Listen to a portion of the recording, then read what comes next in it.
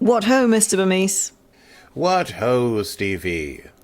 It is a day of mix-ups. Yes. Of timey-wiminess. Trek tropes. Trek tropes. Who's where, who's what. The temporal Cold War. Indeed. Well, Faith of the heart and all that business. all of the good stuff. This gives you so much fun in classic Trek lore in this episode. Love it. It was great. This was a classic. You're like, the adventure's about to begin. Oh, wait, let's go traipsing through time. But also pushing things forward a bit.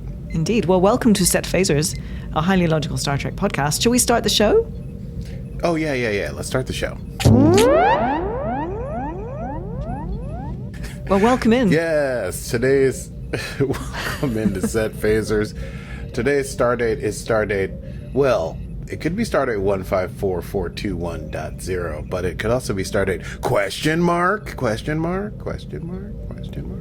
because of the episode. Because there are so many time zones and because there's so many. At first, I was like, "Oh, I'll try to write down all the different the stardates and then I was like, "No, there's too many. They're bouncing around too quickly."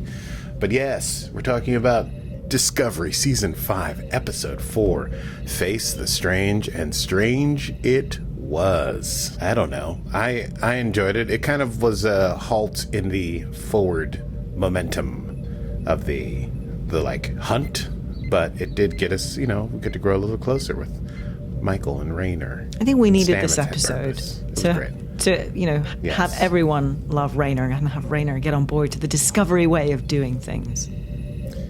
Indeed. Yes. We should run it down. It's time to run it down. Can you run it down for me? What just happened? Can you run it down for me?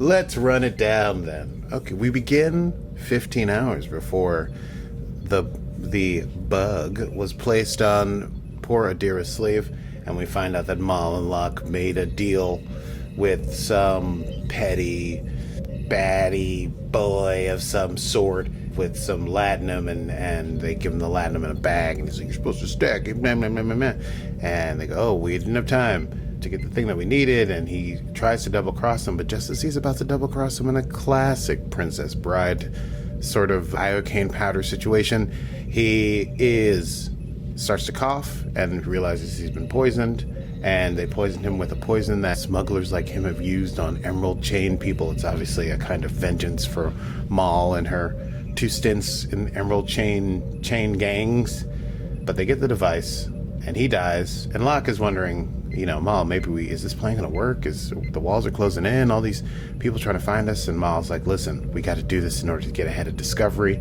and the Federation and find the Progenitor's tech, and then there'll be no more running and we'll be free. And he's like, the free sounds good, and then they make out. Meanwhile, back on Discovery, I guess 15 hours into the future after this bug is delivered, Adira and Gray are talking post-breakup, and they're going to get together, and the spider comes out of the uniform and goes crawling along the bulkhead, and then Adira sort of notices something is funky, but then gets a call from Stamets about the deuterium manifold and has to go. Out on the bridge of Discovery, they've gotten to these coordinates that they got from the Trill Janal, and it's empty. There's nothing there. It's just a whole lot of space, which space is full of. And the bridge crew tries to make some suggestions about Mal and Locke and the space and what we should do, and they send some dot outs to do some deeper digging, only to discover that there's still not much there, but maybe if they go deeper. Stamets shuts down a suggestion from Lieutenant Commander Reese, which causes Michael to say, let's have a discussion in our ready room about that. They head to the ready room. Meanwhile, Stamets is in engineering and sees the little spider as it goes into the spore drive, but that is just as the discussion in the ready room is over, and Michael and Raynor attempt to transport back, and the lights flicker and the transporters don't work, and then Michael and Raynor are locked out of comms, and then they discover that while they're still in the ready room where they were when they were talking, having tried to transport away, they're still on Discovery, but it's not Discovery as they know it. It's Discovery in the past when it was following the Red Angel through the time warp thing into the future. It was actually the end of season 2, if my recollection serves. And so we realized we're in a timey-wimey and transporter malfunction episode. They have no idea how they got there until Raynor remembers, oh, hey, from the Time War, the Time War, we had these things called time bugs. They're chronophages left over. You can still get them on the black market, and basically what they do is they disable a ship by sending it bouncing back and forth through its timeline so that it can't do anything, and it could last for weeks, could last for months, who knows how long. So Reese was right when he suggested that Mal and Locke were perhaps onto them and had planted something on them and were trying to get ahead and / follow them. Meanwhile, Stamets is in sickbay because that's where he was when, they've jumped again. And this is when they were fighting. This is when it gets confusing all the time, you want me. Stamets is in sickbay. He's being treated by Culber.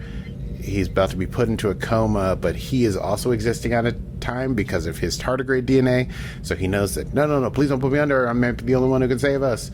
It was the day Osira attack. That's where they are. Okay, so they're just bouncing around. They don't know how long they have in each timeline. It's 5 minutes, sometimes 10 minutes. The day Osira attacks, they attempt to make it down to engineering to get, Michael and Raynor attempt to make it down to engineering to get to Stamets to help get back to their real timeline. They are attacked by Emerald Chain folks in helmets, thankfully, but they have to preserve the timeline. Those are the temporal prime directives. But as they're fighting a bunch of these people, they are overwhelmed and saved by none other than Jet Reno. Michael goes to hide in order to not disturb the timeline, because Reno in this past time wouldn't know who Raynor was. Raynor and Reno. Oh my god. Reno and Raynor have a discussion, and Raynor introduces himself as Locke, but they basically part ways and all is well, and then they jump again. So time jump. Que sera sera is playing. Now we get our creepy vision of the future.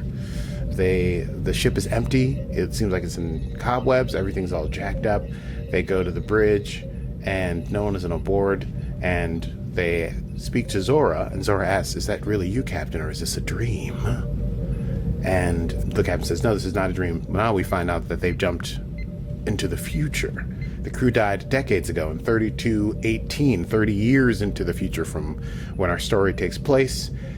Apparently in this timeline, the Progenitor's tech fell into the wrong hands, and everyone died. And Michael asks Zora to show what's outside of the view screen, and they see the Federation headquarters absolutely destroyed. The chronophage was disenacted too late. The Breen, who were mentioned in the last episode, or the episode before that? No, the last episode. I feel like they've been mentioned in every episode. I think they're really trying to set up the Breen as the baddies. They launched a devastating attack because they had the Progenitor tech, which I now would like to call P-Tech because it's easier. But Zora does help them discover that there is a pattern to the time jumps. It follows a conical wave. They're about to jump. Zora asks them to set things right, and they jump forward to a place where Stamets is in the engineering. He's talking to Reno. Reno actually sort of discerns that maybe Stamets is in some sort of time loop, and then says, "Hey, no, I'm just joking." Michael and Raynor finally find Stamets. Stamets clears engineering. He knows about the bug. He knows what the bug is. He knows it's in the distribution system, but he knows it can't just be pulled out, because if it's improperly removed, terrible, terrible, terrible things could happen to many, many timelines for a long time. So Stamets needs the conical data that they got from Zora. He gets the conical data. He's about to do the reset, but then it doesn't work, so they say they're going to meet at every reset on Deck 13. Stamets meets them again in the next jump, says he needs a chronoton stabilizer, which can only be found in 32nd century, in the new century time. In the new century time, hollow things, which Michael has one in her room, so she has to go to her quarters. They only have 8 minutes when they get there. When Michael gets to the room, Grudge is on her bed, so I kind of knew Book was going to walk in. Didn't realize he was going to walk in shirtless and sweaty, trying to make kissy-kissy. A real Book, I like the way you look kind of moment. Do we have a Book, I like the way you look jam? Yep. Because I did.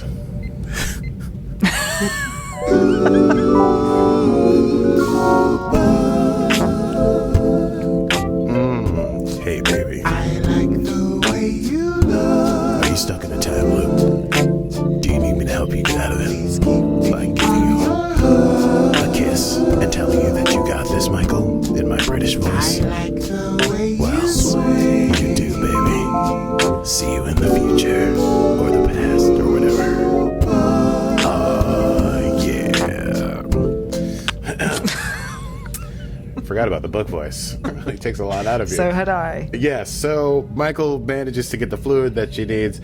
Book pops back in from the gym. Awkward moment because at this point they're still together.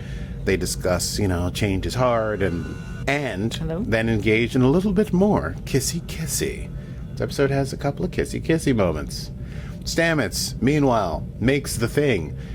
He gives it to Michael to put on the bug. It's some sort of defense mechanism is on the bug, though. It's like a temporal shield, and they're not able to do it, so they go to yet another time jump. And that's where they meet again, and they realize the bug's temporal pocket is moving ultra fast. So they can't break into it, because if they did, whatever would be in it would be moving much faster, and it would age super fast and die. But they can get into it if they take the ship to maximum warp and break the warp bubble, because then the relativity of everything on the ship would be going super duper fast, and they could have a few seconds to try and take the bug out with Stamets' device. It's pretty sciencey stuff, but they said relativity, which, always makes me happy.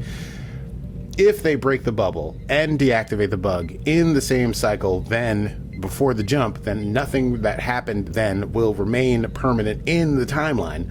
So it is they got to do it. But they're currently on the Discovery when Lorca is the captain. Lorca. However, Lorca's off the ship, so no guest star. Would have been nice. Could have done it for me. I would have liked it. Who's got the bridge? Who's got the con? It's Arium, our sadly deceased Arium, who had faith in the heart. Michael is still a mutineer at that time. They have 13 minutes left. They have to do all the things. Michael has to go to the bridge and convince the crew to go to maximum warp and then break the warp bubble, which would kill them all. But if it's a timeline thing, then they'll be fine. On the way to the bridge, she runs into Linus. Linus says, "Hey, you look good in red." But then Linus gets off the turbo lift and Michael runs into Michael. And while Captain Burnham tries to explain to Mutineer Burnham that she's from the future, the usual Star Trek thing, we're on the other side of that, where we can see that Mutineer Burnham does not believe Captain Burnham. So they begin to fight, and it is a knockdown, drag-out fight of epic proportion. But Captain Burnham does not want to harm Mutineer Burnham, who she was talking to Raynor recently about in the time jumps about how hard it was to be a mutineer. Able to overwhelm Mutineer Burnham with the Vulcan neck pinch, knock her out, tell her, hey, just hang in there, don't give up. Meanwhile, Stamets is able to clear engineering once again, just by saying that he's in a bad mood. He and Raynor have to have it out a little heart-to-heart, not to be so curmudgeonly with one another, and Raynor offers to help and drop his gruff candor routine, and Raynor reminds Stamets that he's not alone, even though this progenitor tech might be terrifying to him. Michael, meanwhile, goes to the bridge. She is accosted by everyone who does not trust her, and her hair is different, and she's in a red suit, and it's from the future, and they all hate her. Michael gets to the bridge. No one is trustful of her. Arium is sort of being neutral, but Owo, Detmer, Reese, everyone is sort of like, no, you're a mutineer. You can't be on the bridge right now. We're going to shoot you. Michael has to relate details that she knows everybody, to explain that she's from the future, and eventually she has to relay that Arium died. Doesn't explain that it was in the fight for control, because no one's ready to hear about all that. But when they all say Arium wouldn't do that, Arium's like, I would have done that. And so she's able to convince the crew to go along with her shenanigans scheme. The ship goes to maximum warp. Raynor and Stamets are ready in engineering to tackle this time bug situation. But then old Michael and just Lieutenant Reese show up, and they've got phasers, and Michael can't get down there in time to talk to herself, so Raynor's got to go up there and talk to her, and Raynor is able to talk Michael down by saying, listen, I know what it's like to lose people, etc., etc. He's able to make a connection, which is what this episode is all about. The connection is made. And so Michael's able to back down. Raynor puts the device on the time bug. The time bug gets fried after they open the warp bubble. They go back to the present. They've only lost 6 hours. Michael and Raynor talk. Raynor admits, you know what? Knowing the crew did help, because being able to talk to Reese about how he loved the curves of the old ships, and talking to Michael was how he was able to get them to talk them down in order to be able to get back to the present. And Michael admits, hey, listen, familiarity can lead to complacency, but that's how Discovery works. They've traveled through time many times, And that's how they do it. Meanwhile, Stamets is in engineering. He's looking at the fried time bug. He's like, man, oh man, that's weird. Back up on the bridge, the crew is discussing, the past. Captain Michael explaining how hard it was to get them to come over to her side in the past. Rayner comes back on deck after having his injury attended to because he put his hand in the time bug time place. And he admits to Rayner that Rayner was right to Reese that he was right and he made a good call. And the Dots, who were out there searching in the 6 hours that were lost, did find a warp signature that matches the ship of Mal and Locke. And so, despite the fact that we spent this entire episode bouncing back and forth through time, the hunt is still on, though now Discovery is behind Mal and Locke. But they will find the P-Tech. Or, who will find the P-Tech? And do what with what? And will the Breen be involved? We'll find out possibly on the next episode. But that's it. Let's chat about that. I say, darling, let's do a quick chat about that. Let's go. I don't know how to start chatting about this without breaking into Easter eggs. But basically, we got transporter issues. We got timey-wimey. Yes, transporter mishap, timey-wimey, and so many throwbacks to different episodes on Disco, different times of Disco. There's so many things to throw back to. We got the Lorca period, quite possibly my least favorite but most alluring period of Discovery. Lorca, ooh. We have the future when we throw forward to like that, lost episode of Short Treks with Calypso. We go back to San Francisco pre-disco, which is the first, I believe this is the earliest period we've ever seen in disco history. Yeah. Gosh, we have so many things. We get a little reference to, I'm throwing forward to Easter eggs, so I don't want to ruin it, but yeah, there's a lot. I think we can just sum up the chat to say, Rayner had to learn an important lesson about friendship and command.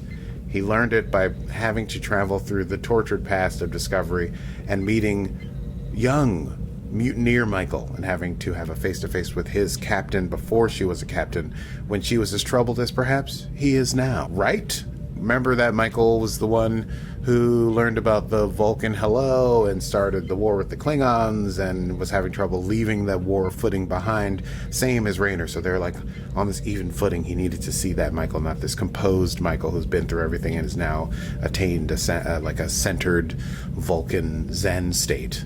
And also Stamets being out of time was useful in this regard, getting to see Stamets. And anyway, it's a cool element. I think there are things in here that maybe were seeds for future episodes too, considering what the Progenitor tech pretends to be able to do. And it was great to see Arium.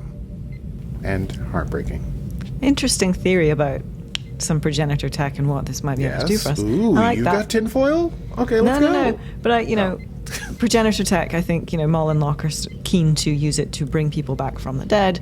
And in fact, we used a time bug and sort of brought Arium back from the dead. Oh, yes, So indeed. a nice little parallel.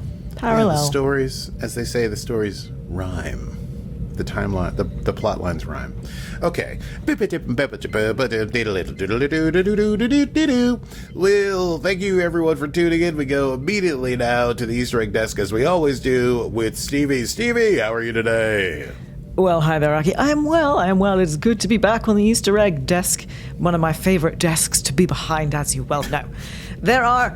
It's a butcher's dozen, which is in reference to bread and not eggs. But, if you have a dozen eggs and then butcher's dozen, 13. Anyway, there's 13. loads of them. I don't know. There's a lot of them. So we have the Red Angel. So right before the opening credits, Burnham and Rayner found themselves on a damaged version of Discovery, stuck in a wormhole. And she points out that the person flying ahead of them is the Red Angel, in which we see a moment between the season 2 finale, Such Sweet Sorrow Part 2, and the season 3 premiere, That Hope Is You Part 1. And while this is a flashback of Burnham, it's also technically something we never saw in the timeline of the show. Ha ha ha ha. Yes, we only saw the crash. Yeah, right? so we're getting... Cool. I love that we're sort of going back in time and we're like 2 episodes that we have not seen. So this is just flashing back in time. Just, we're cognizant of the fact that we're seeing snapshots of Discovery versus, going back to particular episodes. Anyway, the San Francisco Fleet Yard, as I noticed, we see that Burnham says we're in dry dock. We see the Golden Gate Bridge. And though the Star Trek 2009 reboot movie floated the idea that some parts of starships could be built on the ground, it would appear that this was the case with Discovery 2, since the ready room at this moment is incomplete. But it was the earliest moment in history that we've seen for the USS Discovery, which I quite liked. We also have the Battle with Control, and even Burnham references that, and she was like, oh, that was a tough one. A great understatement for that. Absolutely. And this is referencing Such Sweet Sorrow Part 2, in which Discovery and the Enterprise joined forces to fight off the Section 31 fleet that had been possessed by the AI known as Control, which is cool because that moment sparked the events of the very first episode for Strange New Worlds, which we love. Mm-hmm. We have the time bug. Now, Rayner notices that this is left over from the Temporal War, referencing Star Trek Enterprise, which I thought you might have loved, from the 30th century, about 200 years before the events of Discovery Season 3. So then we move on to Stamets' tardigrade DNA, and I find it cool that, while you notice that Rayner and Burnham are maintaining their uniforms, Stamets jumps back into whatever he was wearing at that point because, he has tardigrade DNA and he lives outside of regular time. So I thought that was quite cool. We have Reno's Vesper Martini. So Rayner and Burnham are on Discovery during the moment that Osira attacks the ship, which is referencing That Hope Is You Part 2, which we've mentioned. And Reno is fighting off a few baddies, and Rayner has to pretend he's a crew member. Reno asks him to buy her a Vesper Martini, ice cold, when everything is back to normal, which is fun for me because a Vesper Martini was popularized by Ian Fleming in 1953. However, the Tina Lillet, this is my bartending thing, that it was used to make a Vesper Martini, went out of production in the 1980s. So it's a nice little sort of nod to the fact that Reno's Vesper Martini is probably the most accurate thing that, we're certainly never going to experience that. Bartenders at the moment often substitute in Lillet Blanc, which is kind of like it's whiny. It's whiny. Anyway, not that. I know you do, yes. We have Zora and the Future. Easter egg out of the martini. I would love to. That would be fun. Have a drink for. I'm not that creative with the drinks, but I like to make them. So we have Zora and the Future. We mentioned that in the 2018 Short Treks episode Calypso. So we flash forward into the future and everyone's off Discovery. We're not entirely sure why, and now we suddenly get a bit of an insight into why that might have been. So that's kind of cool. We don't know if and now we're like, is that future accurate, or is this going to be like an alternate timeline if Michael and the crew of Discovery save the day? We have the warp bubble's purpose. Now, I don't remember the warp bubble being mentioned for quite a long time, but in the original 1964 pilot, The Cage, the original series, Navigator Tyler says, "The time barrier has been broken," and Captain Pike refers to warp factors as time warp factors. But we've never, I've never really sort of heard us be aware, particularly of how the warp bubble protects us from the effects of relativity, as Burnham points out. So I thought that was kind of cool, explaining some of the pseudoscience that goes into this. Yeah. We obviously have Burnham fighting Burnham in her earlier season 1 self, and I think there was a note that her fighting style, I think she has sort of maintained that through the series, and the particular martial arts style there. Now, for me, this was quite cool. Burnham uses the Vulcan nerve pinch on her younger self. Now, interestingly, the nerve pinch was invented by Leonard Nimoy for the original series, The Enemy Within, and within that episode, the nerve pinch was used on a duplicate version of the Captain, on Captain Kirk, on Evil Kirk. Yes, The Enemy Within. Yeah. Wow, that's the first Vulcan nerve pinch? Didn't know that. And what's fun is that the nerve pinch is actually what got Burnham busted in the first place back in the Vulcan Hello when she used it on Captain Georgiou, which put her on the path that resulted in this entire series of Trek. So it's a small Trekkie plot device, but its impact is clearly a lot bigger than a little tap on the shoulder. That's It's right. a little bit fun. A tap on the shoulder. A tap on the shoulder. Now, if you are into doubles and you want to kind of know how many, there have been several. We had, obviously, let's not forget Star Trek Nemesis, where Picard has to fight a younger version of himself, not necessarily a clone, but not a time clone. We have TNG Time Squared, season 2, episode 13, where Picard is, we discover a Picard in a shuttlecraft that is 6 hours in the future and is talking gibberish. Do you remember that one? That was a good one. We have original series Mirror Mirror season 2. Oh, I forget which one that was. Transporter mishap sees Kirk and his away team get swapped with the Mirror Terran universe. So that was the first time we'd sort of seen the Terran universe, which obviously led to Discovery's, entire season battling with the Terrans. We have the original series Undiscovered Country movie, Shapeshifter, that Kirk, I believe, kisses in an earlier thing, and he says, "I can't believe I kissed you." And the response was, "It must have been your lifelong ambition," which is quite an insight into his character, because obviously he loves himself. Yes. We have TNG Second Chances, season 6, episode 24. Riker encounters his double on a planet from a transporter mishap, and a copy of him was left on that planet. And that's probably one of the few times that a double has continued to exist. Like Tom Riker goes off and continues his life within Trek lore. I believe he joins the Maquis. It causes some trouble in the Dominion War. Yeah, but most of the other doubles either die or return to their timeline. There is Strange New Worlds, Equality of Mercy, where Pike meets a double of his. Lower Decks, the Double Trouble with Rutherford. We have Voyager. We have quite a few. I think there's season 2 Deadlock. There's season 4. There's the episode Demon. So Janeway and Seven. And then there's Course Oblivion, where the entire Voyager is duped, if you like. And in DS9, you'll love this, Whispers and Visionary. In both cases, Miles O'Brien has to kill off his own double. Yes. Poor Miles. Truly the most important person in Starfleet. I know. Certainly one of the Starfleet longest running members, anyway. I mean, the guy went through everything. Yeah. He did it all. I think True, but I think Worf has appeared in more Star Trek episodes. Or Michael Dorn, I should say. Is that true? I guess Yeah. that's true, because Miles hasn't been in any of the new stuff. There's something on with Whoopi. With Whoopi. With Whoopi. Worf with Whoopi. Wolf with Whoopi. That would be a good podcast. Anyway, that is all the Easter eggs that I have. And you see, there were a lot. You went deep. I went deep. am truly impressed. Well, anyway, Akie, it is back to you in the studio. Thank you very much, Stevie. Appreciate it as always. Let's move on to quotable moments. Quotable moments. And there's a few. I'm particularly, obviously, taken with how Stamets, he's been clearing the bridge every time by saying that there's a spore outbreak and that the spores will grow mushrooms on their lungs and everyone runs out. But in the final time jump, when he doesn't have time to do all that, he just walks onto the bridge and says, "All right, I am very grumpy, just absolutely irate, and I need to be left alone." And people just pick up their things and go because Stamets is so prickly. That was my favorite too. All right, I'm very grumpy, just absolutely irate, and I need to be left alone. I wish I could say that every time. I just need to be left alone.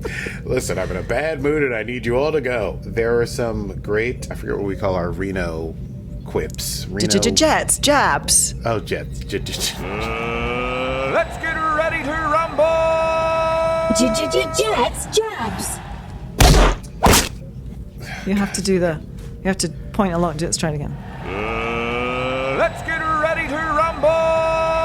Jets, jabs.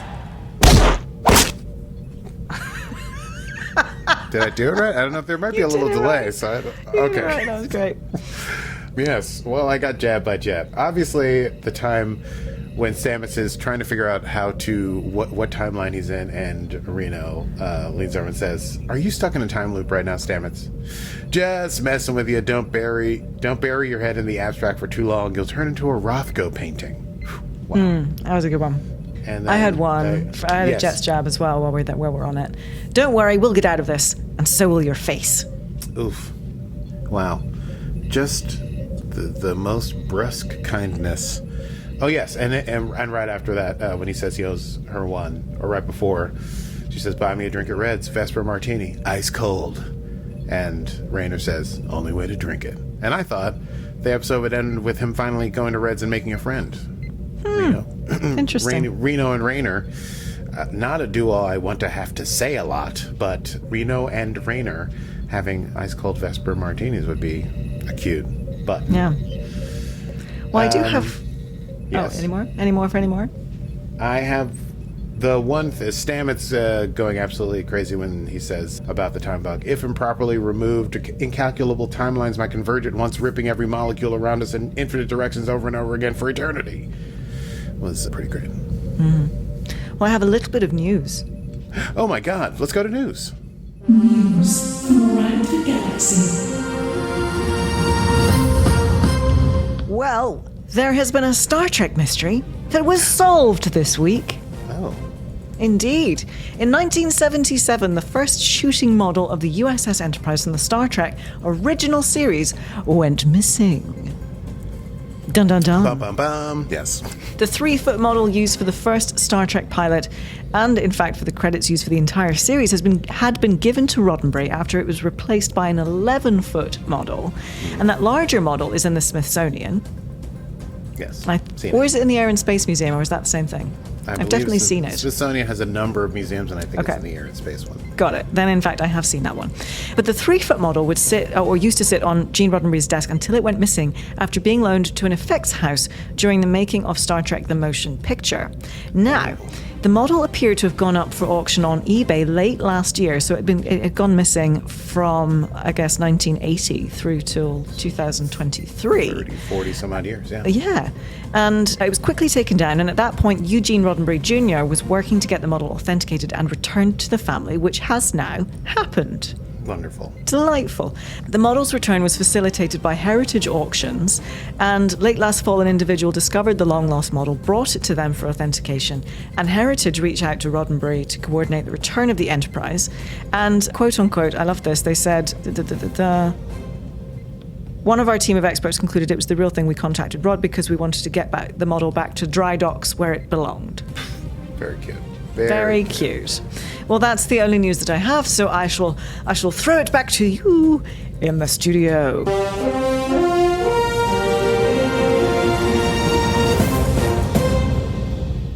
Wow, I did a mystery solved. A mystery I love it. solved. I love that. I had 40 no- years, I had no- 40-year mystery Yes. solved. A cold case. Well, there's nothing left to do but move on to next time. Next time on Set Phasers.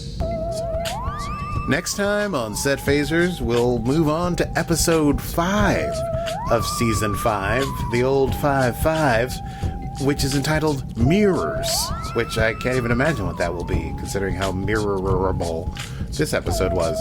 In any case, we hope you enjoyed the episode. If you liked it and would like to hear more episodes of our podcast, you can get them wherever podcasts are found. Indeed, you can. And you can do check out our YouTube. My YouTube Yes. game is now quite game's strong. strong. Yes, Yes. YouTube's strong.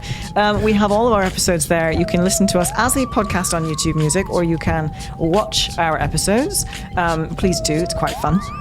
We have some shorts where I take little clips of the best bits. And of course, you can join our Patreon community, patreon.com/setphasers, and join our community chats. We are due a Zoom hang soon. Yes. A big shout out to Chad and Eric for their long-term and long-time support. We love you guys. And yes, do join us there to be part of the crew. What else? We're on social media where you can see the quite strong YouTube game of Stevie in Reels version at Set Phasers Podcast, and there's a Facebook group that might also be called Set Phasers Podcast. Yeah, leave the Facebook group. I haven't done that, too much of that. Yeah, stick with YouTube and Instagram and Patreon. Come to the Patreon already. Well, that is it from me. I'm Stevie Manns. Until next time. And I am you from the future, and this has been Set Phasers, a highly illogical Star Trek podcast. Computer. End program.